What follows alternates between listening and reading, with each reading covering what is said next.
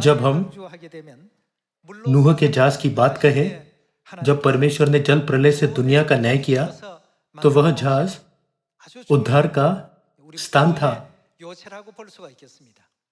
आइए हम यह देखें कि मत्ती अध्याय 24 नूह के दिनों के इतिहास से हमें अपने उद्धार की तैयारी के विषय में कैसे सिखाता है।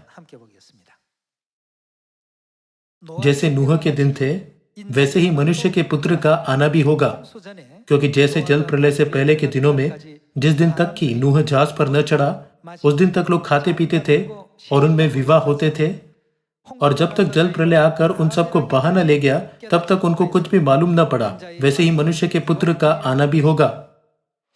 उस समय नूह और उसका परिवार कैसे उद्धार पा सके।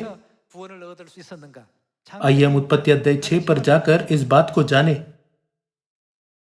तब परमेश्वर ने नूह से कहा, सब प्राणियों के अंत करने का प्रश्न मेरे सामने आ गया है, क्योंकि उनके कारण पृथ्वी उपद्रव से भर गई है, इसलिए मैं उनको पृथ्वी समेत नष्ट कर डालूंगा। इसलिए तू गोपर वृक्ष की लकड़ी का एक जहाज बना ले, उसमें कोठरियां बनाना और भीतर बाहर उस पर राल लगाना। इस ढंग से तू उसको बनाना। जहाज की लंबाई 300 हाथ, चौड़ाई 50 हाथ और ऊंचाई 30 हाथ की हो। जहाज में एक खिड़की बनाना और उसके एक हाथ ऊपर से इसकी छत बनाना, और जहाज की एक और एक द्वार रखना, और जहाज में पहला, दूसरा, तीसरा खंड बनाना। और सुन, मैं आप पृथ्वी पर जल प्रलय करके सब प्राणियों को जिनमें जीवन का प्राण है आकाश के नीचे से नष्ट करने पर हूँ, और सब जो पृथ्वी पर है मर जाएंगे, परंतु तेरे संग मैं वाचा बांधता हूँ। इसलिए तू अपने पुत्रों, स्त्री और बहुओं समेत जहाज में प्रवेश करना, और सब जीवित प्राणियों में से तू एक एक जाति के दो अर्थात एक नर और एक मादा जहाज में ले जाकर अपने साथ जीवित रखना। एक एक जाति के पक्षी और एक एक जाति के पशु और एक एक जाति के भूमि पर रेंगने वाले सब में से दो तेरे पास आएंगे कि तू उनको जीवित रखे। और भांति भांति का भोज्य पदार्थ जो खाया जाता है, उनको तू लेकर अपने पास इकट्ठा कर रखना, जो तेरे और उनके भोजन के लिए होगा। परमेश्वर की इस आज्ञा के अनुसार नूह ने किया। साधारण लोगों को उत्पत्ति अध्याय 6 में दी गई परमेश्वर की आज्ञा का पालन करना बहुत कठिन लग सकता था, लेकिन नूह ने हर बात मानी। चूंकि नूह ने हर बात मानी थी, इसलिए परमेश्वर ने उसे और उसके परिवार को उद्धार दिया। आइए मत्ती अध्याय 25 आयत 1 पर जाए। तब स्वर्ग का राज्य उन 10 कुंवारियों के समान होगा जो अपनी मशालें लेकर दूल्हे से भेंट करने को निकली। उनमें 5 मूर्ख और 5 समझदार थी। मूर्खों ने अपनी मशालें तो ली, परंतु अपने साथ तेल नहीं लिया, परंतु समझदारों ने अपनी मशालों के साथ अपनी कुपियों में तेल भी भर लिया।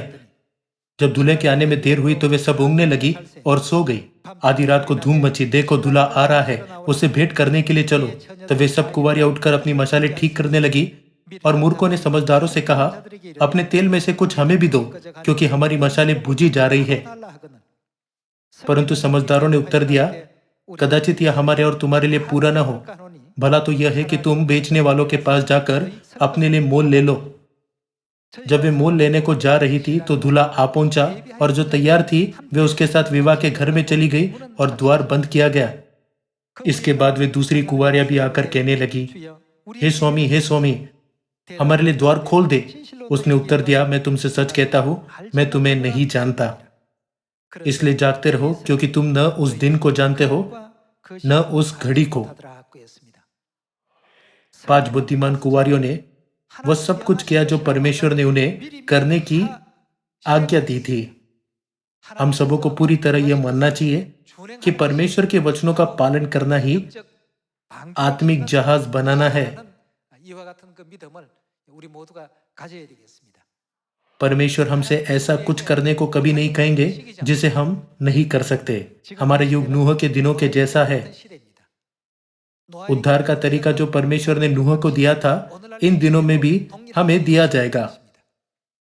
मुझे आशा है कि मैं और आप परमेश्वर के हर एक वचन का पालन करेंगे। आपका बहुत बहुत धन्यवाद।